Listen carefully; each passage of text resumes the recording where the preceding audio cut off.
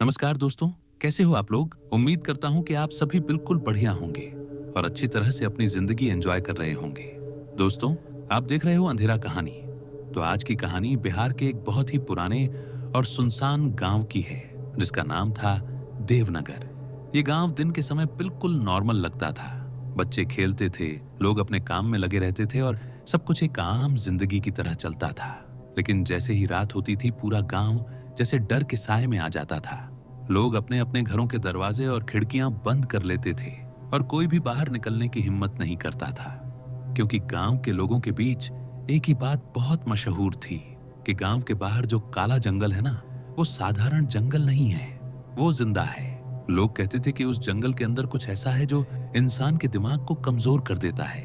कभी कभी रात को वहां से किसी लड़की के रोने की आवाज आती थी, कभी किसी के हंसने की, और कभी ऐसा लगता था जैसे कोई पेड़ों के बीच से किसी को बुला रहा हो।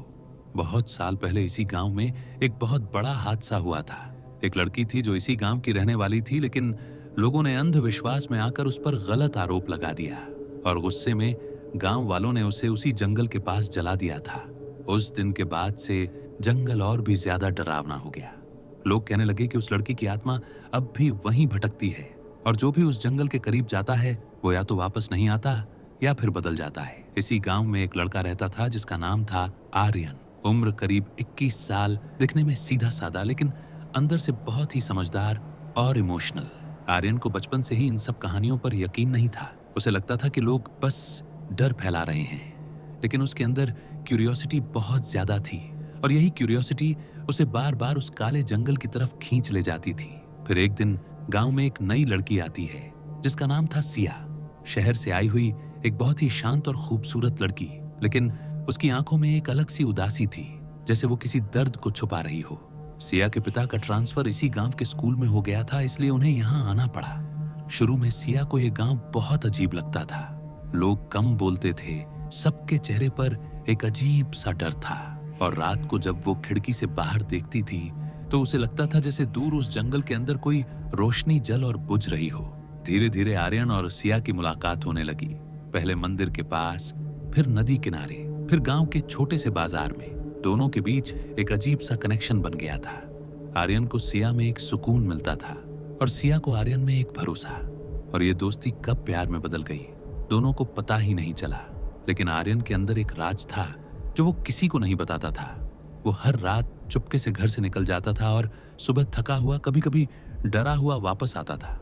उसके कपड़ों पर मिट्टी लगी होती थी और कभी कभी उसके हाथ पर खरोंच के निशान होते थे। सिया ने कई बार पूछा, लेकिन आर्यन हर बार बात टाल देता था। अब सिया के मन में शक पड़ने लगा कि आर्यन कुछ छुपा रहा है।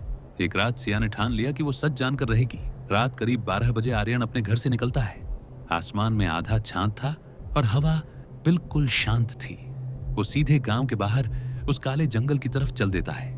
सिया भी चुपके से उसका पीछा करती है। जैसे जैसे वो जंगल के करीब पहुंचते हैं, हवा ठंडी होने लगती है और एक अजीब सी बदबू आने लगती है, जैसे मिट्टी और जलने की मिलीजुली स्मेल हो। पेड़ों के बीच से हल्की हल्की आवाजें आने लगती हैं, कभी सिसकी जैसी, कभी फुसफुसाहट जैसी।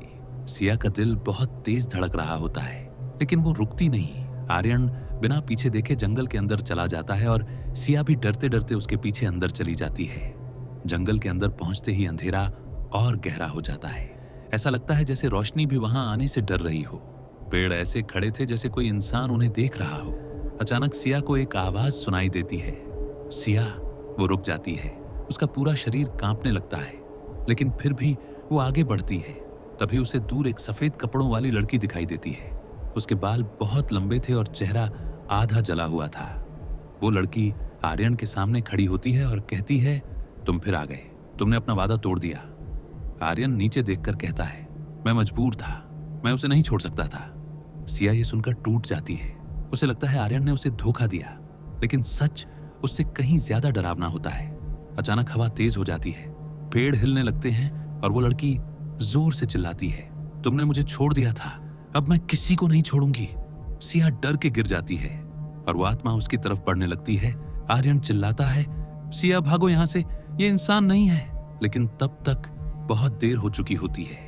वो आत्मा सिया को हवा में उठा लेती है।